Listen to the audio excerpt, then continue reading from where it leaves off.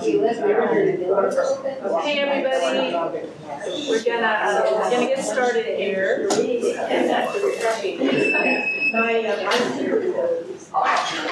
yeah. Oh, back to the moment.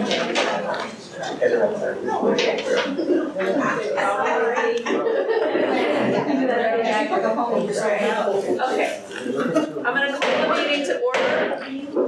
That's Greg made this. Oh wow! Gotta use it. I'm just trying to just say that you're not.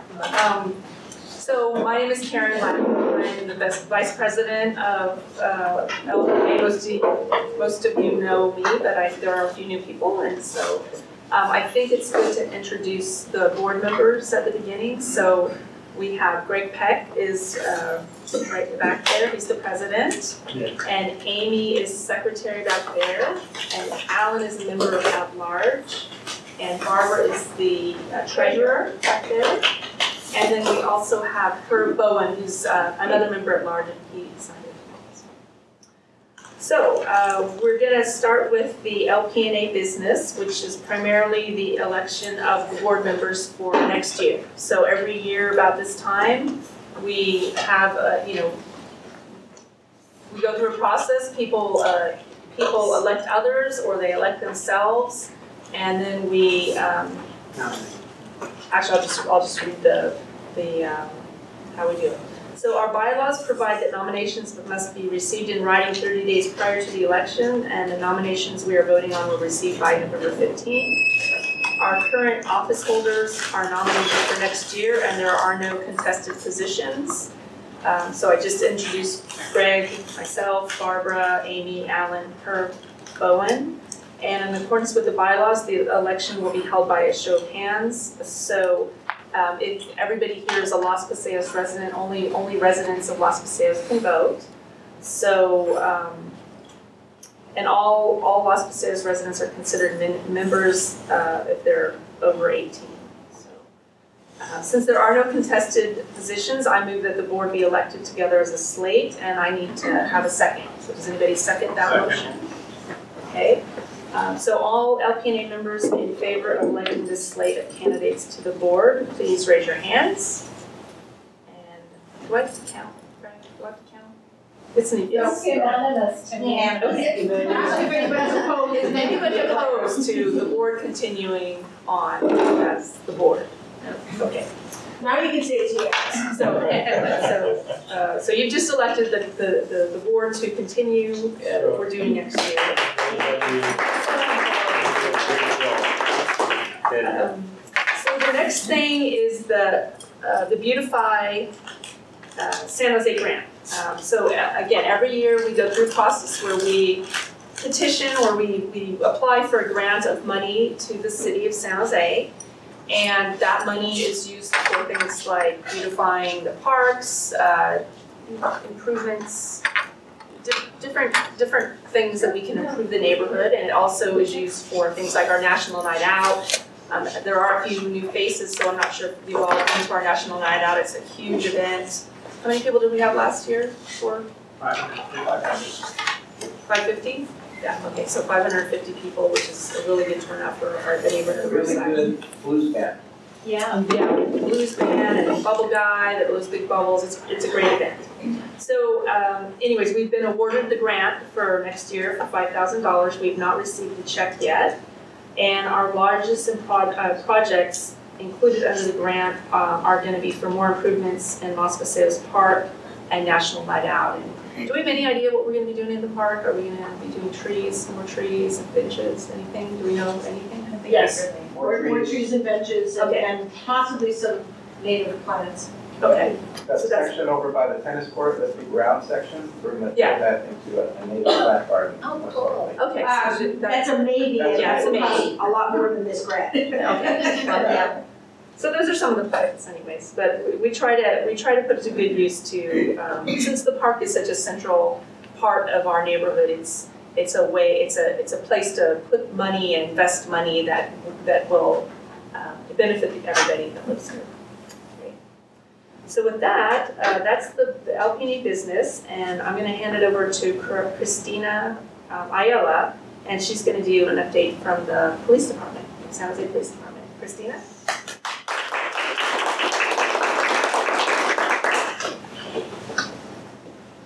That's Vanessa, I take it? Yes.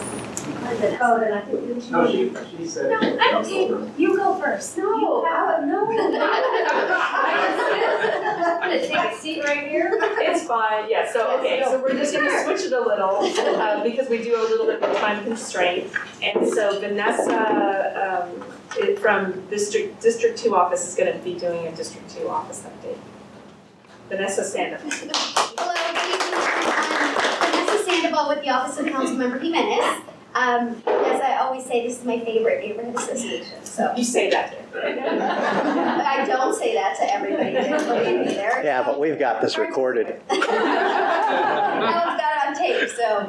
A few updates. So Greg asked me to bring some information on the general bond obligation bond measures that were recently on your ballot. You should have seen Measure T and Measure V. From what we know, Measure T was successful. That did receive a sufficient amount of votes.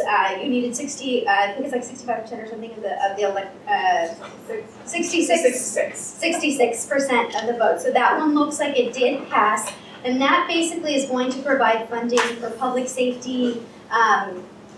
And a really important item in there that we were very supportive of is it's going to provide approximately $50 million for the protection of Coyote Valley, which encompasses District 2 where we live. And the purpose for that is that we want to protect our open space because it's our natural floodlands. And so making sure that those spaces aren't developed is going to help in preventing the type of flooding that we saw last year. So there will be an item coming to council this coming Tuesday where we're going to refine some of the language in the bond, but the bond is mostly going to focus on public safety. We're looking at things like improving the police headquarters, the council members actively pursuing how we can use some of that money to finally get our south substation open. And so that money is going to come through the city and we'll be able to use that for other infrastructure. Unfortunately, Measure V, which was the affordable housing bond, did not pass. It didn't receive the sufficient amount of votes, so we're not going to be receiving any additional funding for affordable housing. But we are still pursuing other affordable housing option fundings, and we're hoping, or funding opportunities, we're hopeful that more are going to open up on the state level with the new change in governor, and hopefully with some of the legislation that passed on the state level, that we are going to get some more money from the state to deal with our housing crisis here locally in the Bay Area. So that's what's going on with the bond measures. You will see some stuff coming to council as we refine the language for them and as the elections are certified, which will happen in the next couple of weeks. The other update that Greg asked me to provide is on safe parking. So many of you might have heard that the city is proposing to allow people to park overnight in certain areas, people who are currently living in their cars. Safe parking programs have occurred in other places. For example, Santa Barbara has had a very successful safe parking program. What we know is that the reality is that there are people who are currently living in RVs and are living in their cars. That is obviously substandard housing. It's not an acceptable form of housing, but it is a reality of our times with the housing crisis. And so right now what's happening is that RVs are ending up on our residential streets. People are parking overnight in shopping centers. And so what we have proposed as a city is we're going to open up a pilot project where we're going to allow 17 vehicles to park overnight in the Seven Trees Community Center parking lot. The reason why Seven Trees was chosen is because it has an exterior bathroom and it also has showers that people can use because of the gym. This pilot project is very small and it's concentrated on a specific population of people, mostly only families with children. So it's going to be people who are currently unhoused, living in their vehicles, families with children. And it's going to be heavily serviced, meaning that there's going to be social workers out there, there's going to be security out there. And the goal is that people who would come and park in this space, they would utilize that as a safe parking place to stay overnight, but they would be connected to resources to hopefully move them into more permanent housing. The council member has requested that additional sites be opened up because 17 parking spots is not enough for the crisis that we're seeing, the housing crisis that we're seeing in the city. So that item is going to come back to council on Tuesday, and we're actually going to be, the housing department is going to be proposing a location in District 2. So one of the things that you might be seeing soon is the exploration of using Southside Community Center parking lot as an overnight safe parking center. And so it's really important, if you're seeing RVs right now in your community, if this is something that you are supportive of, please contact us. If you have reservations about this, let us know, because we're really looking for other sites that we can use. What we're seeing right now is that people are calling us to say, there's people sleeping in their cars on my street, there's RVs on the street that shouldn't be there. And so, since we don't have enough places to house people permanently, we need to give people a safe place to park, and safe parking is an option. So we are exploring Southside Community Center. That's inside information. It's not a done deal, but we're looking at that. We're also looking at Roosevelt Community Center and other community centers across the city. Yes? Can I ask a question about that? Yeah. So I live in a part of the neighborhood that has an alley where there are RVs. There's been one constant, there was another that were removed. Are they still going to continue to be removed on the residential streets? Or So parking abatement of RVs will happen if they're in violation of our parking ordinance. So for example, if they're staying in the same spot for over 72 hours, then yes, there will still be parking abatement or parking enforcement that will come out and ask them to move or tag their vehicles.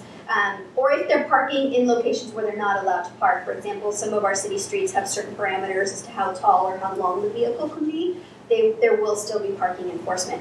The idea is to hopefully create a space where we can encourage people to come and park in these sanctioned locations overnight that will provide restrooms, trash facilities for people to throw away garbage, and also on-site security. It's not a perfect solution, but we're in a situation where we need to do something.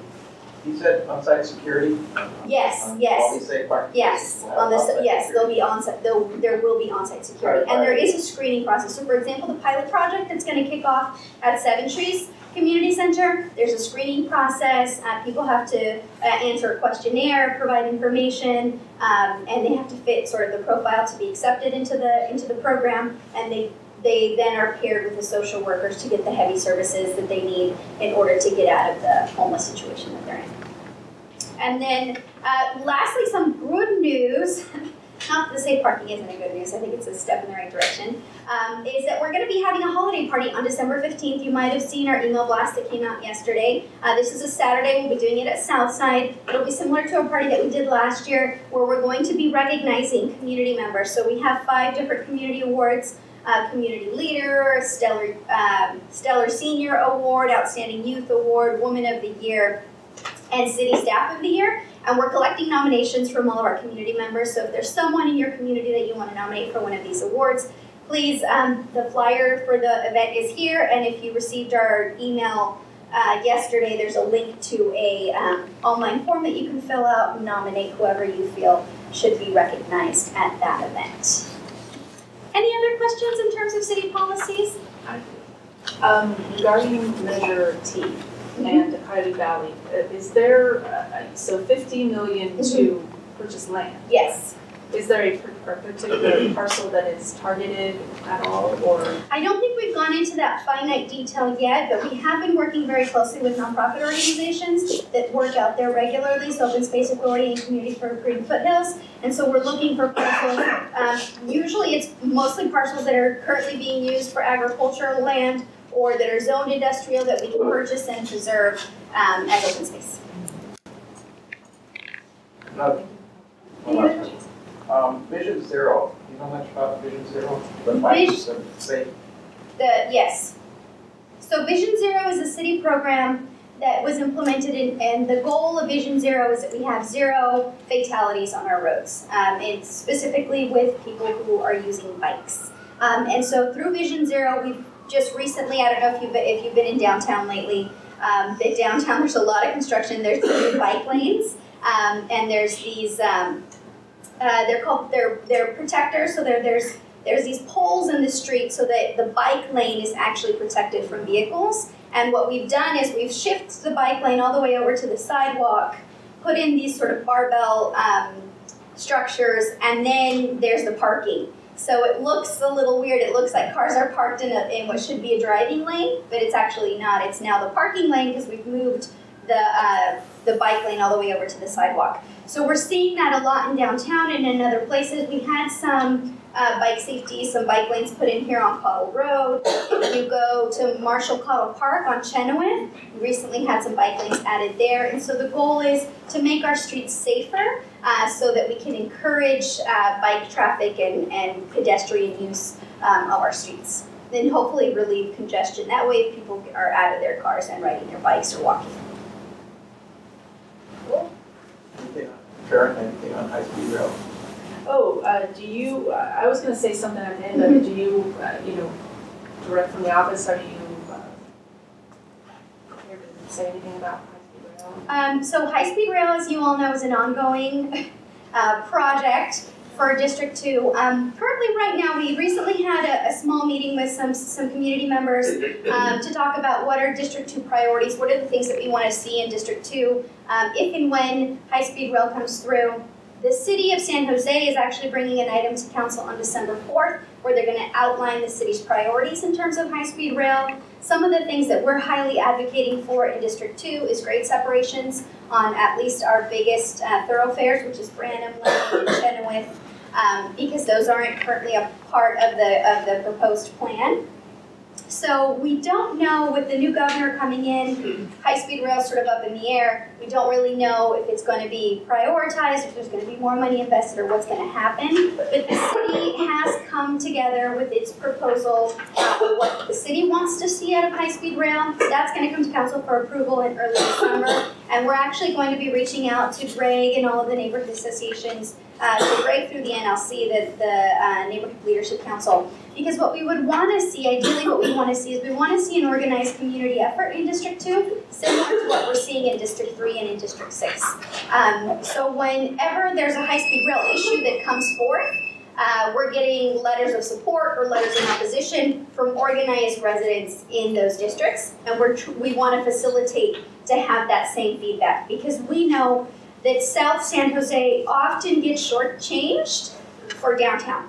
And so what we don't want to see in the future when high-speed rail does come through and when there is a formal plan that's set in stone that's going to actually be implemented, we don't want South San Jose to be shortchanged for better, shinier projects in downtown. And so we want to make sure that the city, but also the High-Speed Rail Authority, knows that we have engaged and organized residents in District 2 that are not going to stand by the sidelines and just let them bulldoze through our district. So Greg Maribel will be sending you some information about that probably by early next week or maybe right after Thanksgiving. And then we're doing template letters that you can share with the neighborhood association and sign on so that we can let the council and High-Speed Rail know that, what are our priorities and what do we want to see out of High-Speed Rail for our district. I think she already sent, something came through at 6 p.m. tonight with a draft. Oh, wonderful. So I can share it on that. So it's in the works. So yeah. Any questions on anything else? There's a lot going on in terms of housing, so you'll see a lot of emails probably from us about different interim housing solutions that are being discussed and housing funding opportunities that are going to be coming to council over the next couple of weeks. All right, thank you.